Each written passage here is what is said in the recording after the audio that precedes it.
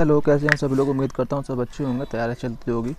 जैसा कि आप सभी को पता है कि यूपीएससी पैट का एग्ज़ाम भी आ गया है और उससे पहले Delhi police head constable ministerial का एग्ज़ाम भी है, जो कि शायद 10-11 तारीख से स्टार्ट हो रहा है। तो उसके प्रोस्पेक्टिव से मैं आपके लिए कुछ इंपॉर्टेंट क्वेश्चंस लेके आया हूँ। उम्मीद करता हूँ अच्छे लगेंगे। अगर आप नए हैं मेरे चैनल पर तो प्लीज़ चैनल को सब्सक्राइब करें और देखते हैं आज के लिए क्या लेके आया हूँ, क्या आपके लिए क्वेश्चंस हैं। तो स्टार्ट करते हैं आज का सेशंस।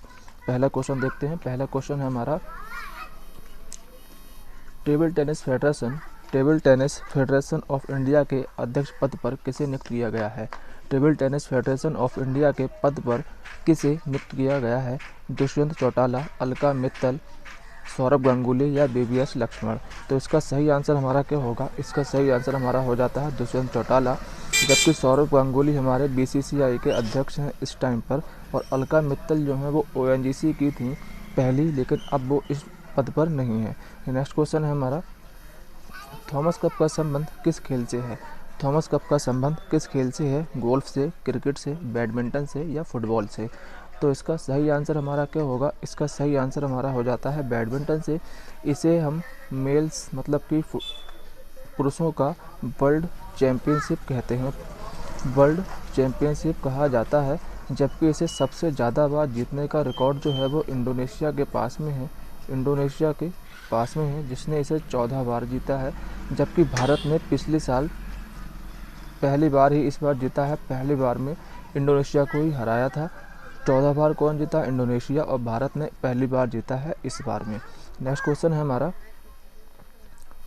वेटिंग फॉर द महात्मा पुस्तक किसकी है। एम के गांधी, सरोजिनी नायडू, आर के नारायण या रविंद्रनाथ टैगोर। तो इसका सही आंसर हमारा क्या होगा। इसका सही आंसर हमारा होता है वेटिंग फॉर द महात्मा के जो लेखक हैं, हमारे वेटिंग फॉर द महात्मा के लेखक जो हैं वो हमारे आर के नारायण हो जाते हैं। बहुत फेमस हैं इनकी पुस्तकें, बहुत ज़्यादा फेमस पुस्तकें हैं इनकी। और क्या है, सरोजिनी नायडू हैं, एम के गांधी हैं, जैसे कि महात्मा गांधी की सभी को पता है, बहुत ज़्यादा फेमस पुस्तकें हैं। जबकि सरोजिनी नायडू की एक बहुत ज़्यादा पुस्तक पूछी जाती है जिसका नाम है गोल्डन थ्रेश। जबकि रविंद्रनाथ टैगोर की हमारी हो जाती है अकेले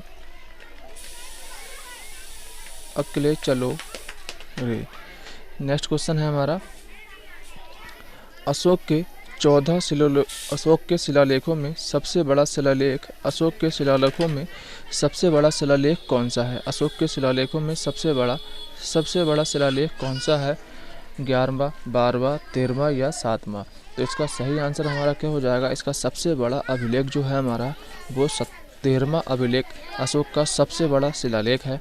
जबकि 13वें शिलालेख में एक इम्पोर्टेंट क्वेश्चन पूछा जाता है कि संगम राजाओं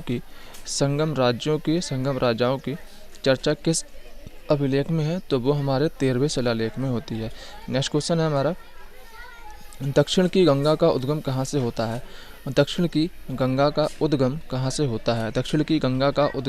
होता है। ब्रह्मगिरी पहाड़ियाँ, धूपगढ़, मानसरोवर या मिलाम हेमरथ। अब दक्षिण की गंगा किसे कहा जाता है, पहले ये पता होना चाहिए कि दक्षिण की गंगा किसे कहा जाता है। दक्षिण की गंगा कहा जाता है हमारे कावेरी नदी को कहा जाता है दक्षिण की गंगा। जबकि इसका उद्गम कहाँ से होता है, तो इसका उद्गम होता है ब्रह्मगिरी पहाड़ियों से। धूपगढ़ पता है आपका, एक पहाड़ है, एक पर्वत है जो कहाँ का है, एमपी का यह पर्वत हो जाता है। जबकि अगर हम देखें मानसरोवर, कैलाश मानसरोवर से बहुत सारी नदियाँ निकलती हैं, जिसमें कि मेलनी है क्या, सिंधु नदी है। मिलाम हेमरथ से अगर हम देखें तो इससे क्या निकलती है, इससे सरयू नदी निकलती है। मिलाम हेमरथ से सरयू नदी निकलती है। नेक्स्ट क्वेश्चन है हमारा, हू ने पारंपरिक चिकित्सा केंद्र किस राज्य में खोला है। असम, मुंबई, गुजरात या केरल। तो हू ने जो पारंपरिक चिकित्सा केंद्र जो खोला है वो हमारा खेला है गुजरात में। और गुजरात में कहाँ खोला है, ये हमारा जामनगर में इन्होंने ओपन किया है। नेक्स्ट क्वेश्चन है हमारा, अचानकमार वन्यजीव अभयारण्य कहाँ स्थित है। अचानकमार वन्यजीव अभयारण्य कहाँ स्थित है। मध्य प्रदेश में, उत्तर प्रदेश में, छत्तीसगढ़ में या असम में।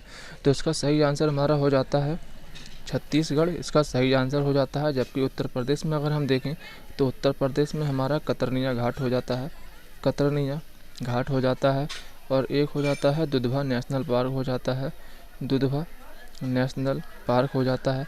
मध्य प्रदेश में तो बहुत सारे हैं, जैसे कि वो फेमस चल रहा है अभी कुनो नेशनल पार्क चल रहा है, माधवगढ़ होता है, माधवगढ़ और बांधवगढ़ यहीं का हो जाता है। बांधवगढ़ यहीं पे हो जाता है, जबकि यहाँ पन्ना नेशनल पार्क हो जाता है। पेंच एक 2 पेज हैं, एक पेज यहाँ पर हो जाता है। देखते हैं नेक्स्ट क्वेश्चन क्या है हमारा। उदंती सीता नदी वन्यजीव अभयारण्य कहाँ स्थित है? उदंती सीता नदी वन्यजीव अभयारण्य कहाँ स्थित है? छत्तीसगढ़ में, महाराष्ट्र में, गुजरात में या असम में? तो इसका सही आंसर जो होता है वो हमारा उदंती सीता नदी जो है वो हमारा छत्तीसगढ़ में ही हो जाता है। छत्तीसगढ़ में याद रखने वाली बात है कि यहाँ पे कैलाश की गुफाएँ हैं, कैलाश की गुफाएँ हैं। वो कैलाश नहीं जो महाराष्ट्र में है, ये अलग है। कैलाश की गुफाएँ यहीं पर हैं। कैलाश की गुफाएँ जो हैं वो हमारी यहीं पर पड़ती हैं, जबकि महाराष्ट्र में एलोरा की गुफाएँ हैं, महाराष्ट्र में एलोरा की गुफाएँ हैं। गुजरात में वन्यजीव अभयारण्य जो है वो हमारा एक खिजड़िया है, खिजड़िया वन्यजीव अभयारण्य जो बहुत फेमस है। असम में देखेंगे तो इसमें काजीरंगा है, असम में काजीरंगा हो जाता है। नेक्स्ट क्वेश्चन है हमारा, एंथूरियम उत्सव कहाँ पे मनाया जाता है?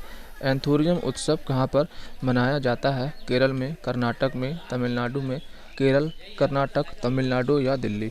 तो एंथूरियम उत्सव जो है वो हमारा मनाया जाता है फेमस जगह तमिलनाडु में, जबकि अभी कुछ टाइम पहले ही हमारा दिल्ली में एक हुआ था, विश्व खुशहाली दिवस मनाया गया था। विश्व खुशहाली दिवस यहीं पे मनाया गया, विश्व खुशहाली दिवस मनाया गया था, जो कि बहुत इम्पोर्टेंट हो जाता है खासकर दिल्ली पुलिस के प्रोस्पेक्टिव से। जबकि अगर देखें हम तो दिल्ली को राष्ट्रीय राजधानी मतलब एनसीआर में कब शामिल किया गया था, तो उसके लिए 69वां संविधान संशोधन था, 69वां मतलब 69वां संविधान संशोधन था, और 1991 में इसे दिल्ली एनसीआर कर दिया गया था।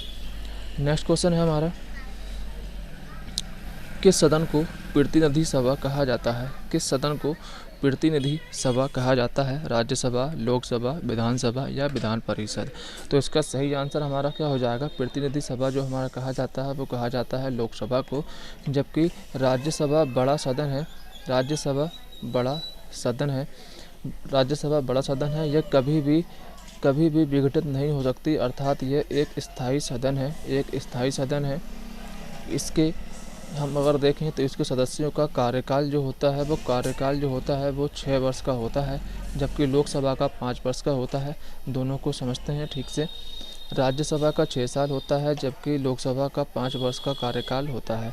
यह एक अस्थायी सदन है। लोकसभा अस्थायी से विघटित हो सकती है, जबकि राज्यसभा को विघटित नहीं किया जा सकता। यह एक स्थायी सदन है। जबकि अगर हम देखें तो लोकसभा में हमारे इस टाइम पे 542 सदस्य हैं, और यहाँ पे हम कर सकते हैं सिर्फ 250 सदस्य कर सकते हैं, जैसे कि 238 और प्लस 12, जिससे 12 तो थे वो राष्ट्रपति चुनते थे और किस अनुच्छेद से चुनते थे, वो चुनते थे 80(1) से। जबकि लोकसभा में 2 सदस्य चुने जाते थे, जो कि चुने जाते थे 333(1) से। नेक्स्ट क्वेश्चन हम देखते हैं। पहला, आरबीआई ने हाल ही में रेपो रेट कितना कर दिया? हाल ही में आरबीआई ने रेपो रेट कितना कर दिया है? ये मोस्ट इम्पोर्टेंट क्वेश्चन है आज का। आरबीआई ने हाल ही में रेपो रेट कितना कर दिया है? 4.40, 5.40 या 3.45 या 5%? तो इसका सही आंसर हमारा क्या हो जाता है? इसका सही आंसर हो जाता है, देखिए पहले जो था वो हमारा 4.40 था, उसे बढ़ाकर अब कर दिया है 5.40। इसका सही आंसर क्या है हमारा? 5.40। और कितने इसमें अंक बढ़ाए गए थे, कितने के बेसिस अंक बढ़ाए गए थे? तो वो बढ़ाए गए थे 50 अंक इसमें बढ़ाए गए थे। तो नेक्स्ट क्वेश्चन है हमारा, मुगल काल में मीर बख्शी कौन था? मुगल काल में मीर बख्शी कौन था? राष्ट्रपति, सेनापति, घुड़सवार या गुप्तचर? तो इसका सही आंसर हमारा क्या हो जाएगा? मुगल काल में जो मीर बख्शी का पद था, मीर बख्शी का जो पद था वो क्या था? सेनापति का था, जिसका काम था कि वो घोड़ों को देखभाल करेगा, घोड़ों को देखेगा कैसे हैं कैसे नहीं है, और हथियारों को देखेगा क्या काम है। नेक्स्ट क्वेश्चन है हमारा, सुरक्षा मित्र वाहन परियोजना या वाहन निगरानी योजना सुरक्षा मित्र के नाम से किस राज्य में शुरू की गई है? केरल में, असम में, दिल्ली में या मुंबई में? तो इसका सही आंसर जो है हमारा वो हो जाता है केरल में। मुंबई में देखें तो महाराष्ट्र में ये मुंबई आती है। और महाराष्ट्र में कुछ टाइम पहले जब कोरोना चल रहा था तो एक योजना लागू की गई थी कि no mask no ride, no mask and no ride, मतलब मास्क नहीं है तो आप गाड़ी नहीं चला सकते। जबकि दिल्ली में अभी कुछ टाइम पहले आपको बताया है कि विश्व खुशहाली दिवस मनाया गया है। नेक्स्ट क्वेश्चन है हमारा, इनमें से किस नदी को चाइक कहा जाता है? इनमें से किस नदी को चाइक कहा जाता है? पोन्नी, सरयू, गंगा या ब्रह्मपुत्र? तो जो चाइक नदी है वो कहा जाता है सरयू को। इसे काली नदी भी कहा जाता है, इसे काली या चाइक भी कहा जाता है। निकलती कहाँ से है ये सरयू नदी? ये सरयू नदी कहाँ से निकलती है? ये मिलाम हिमनद से निकलती है, मिलाम हिमनद से निकलती है। और इसको एक नाम और भी है, इसे कहते हैं गौरी गंगा, इसे गौरी गंगा कहा जाता है। नेक्स्ट क्वेश्चन है हमारा, जबकि देखिए इसमें एक नाम है पोन्नी। पोन्नी नदी जो है हमारी, पोन्नी, ये एक नाम है कावेरी का। और कावेरी को तमिलनाडु में क्या कहा जाता है? तमिलनाडु में पोन्नी कहा जाता है। तमिलनाडु में कावेरी नदी को पोन्नी कहा जाता है। नेक्स्ट क्वेश्चन है हमारा, हिंदू शब्द का प्रथम बार प्रयोग किसने किया था? हिंदू शब्द का प्रथम बार प्रयोग किसने किया था? यूनानी, अरब, अंग्रेज या खिलजी? तो इसका सही आंसर जो है हमारा वो क्या हो जाएगा? इसका सही आंसर हमारा क्या हो जाएगा? इसका सही आंसर हमारा हो जाता है अरब, उसका हो जाता है। जबकि यूनानियों ने अगर हम देखें तो इन्होंने संयुक्त सेनानी परिपाटी चलाई थी, संयुक्त सेनानी परिपाटी चलाई थी। नेक्स्ट क्वेश्चन है हमारा, इंडियन नेशनल कॉन्फ्रेंस की स्थापना किस वर्ष की गई थी? इंडियन नेशनल कॉन्फ्रेंस की स्थापना किस वर्ष की गई थी? 1885, 1883, 1836 या 1857 में? तो इसका सही आंसर क्या हो जाएगा? इसका सही आंसर हमारा हो जाता है 1883 में। और जबकि इंडियन कांग्रेस की स्थापना 1885 को की गई थी। जबकि 1836 में आई थी हमारी, वो थी लैंड होल्डर सोसाइटी थी। लैंड होल्डर सोसाइटी जो थी वो हमारे 1836 में बनी थी, जो कांग्रेस से पहले की है। जबकि 1857 को सभी को पता है कि इसका क्या परिणाम है। नेक्स्ट क्वेश्चन है हमारा, बंद अर्थव्यवस्था का उदाहरण है भारत, अमेरिका, जापान या उत्तर कोरिया? तो इसका सही आंसर जो है हमारा वो क्या हो जाता है? इसका सही आंसर हो जाता है उत्तर कोरिया, जो ना तो किसी से निर्यात करते हैं ना ही आयात करते हैं। नेक्स्ट क्वेश्चन है हमारा, बाल्टिक सागर और उत्तरी सागर को कौन सी जल संधि जोड़ती है? बाल्टिक सागर और उत्तरी सागर को कौन सी जल संधि जोड़ती है? कील नहर, सुएज नहर, बाबल मंडल या कोई नहीं?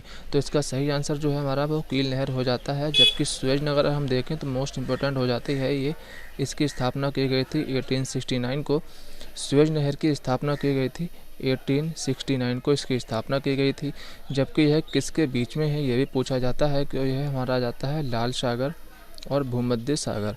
लाल सागर और भूमध्य सागर के बीच में यह बनाती है। जबकि इसकी लंबाई हम देखें तो लगभग 164 किलोमीटर स्थित है। कहाँ स्थित है ये? मिस्र में स्थित है। नेक्स्ट क्वेश्चन है हमारा, विश्व का सबसे छोटा नदी द्वीप किस नदी पर स्थित है? विश्व का सबसे छोटा नदीय द्वीप किस नदी पर स्थित है? ब्रह्मपुत्र, यमुना, सरस्वती या गंगा? तो इसका सही आंसर हमारा क्या हो जाएगा? इसका सही आंसर होता है हमारा ब्रह्मपुत्र हो जाता है। जब ब्रह्मपुत्र इसका सही आंसर हो जाता है। और नाम क्या है उसका? तो वो है हमारा उमानंद द्वीप। उमानंद द्वीप हो जाता है। कहाँ स्थित है ये? तो ये हमारा स्थित है असम में। जबकि विश्व का सबसे बड़ा माजुली द्वीप भी इसी नदी पर है। माजुली द्वीप भी इसी नदी पर है और कहाँ है? वो भी असम में स्थित है।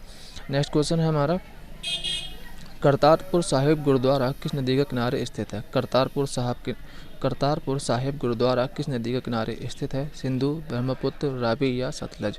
तो इसका सही आंसर जो है वो हमारा वो हो जाता है हमारा रावी नदी, जो कि हमारे पाकिस्तान में स्थित है।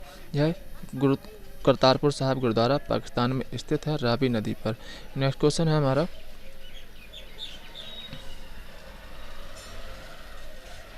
खैर आज के लिए इतना ही क्वेश्चन है। उम्मीद करता हूँ आपको वीडियो अच्छी लगेगी। अच्छी लगे तो प्लीज़ वीडियो को शेयर करें, लाइक करें, चैनल को सब्सक्राइब करें। मिलते हैं तब तक नई वीडियो में, तब तक के लिए बाय बाय।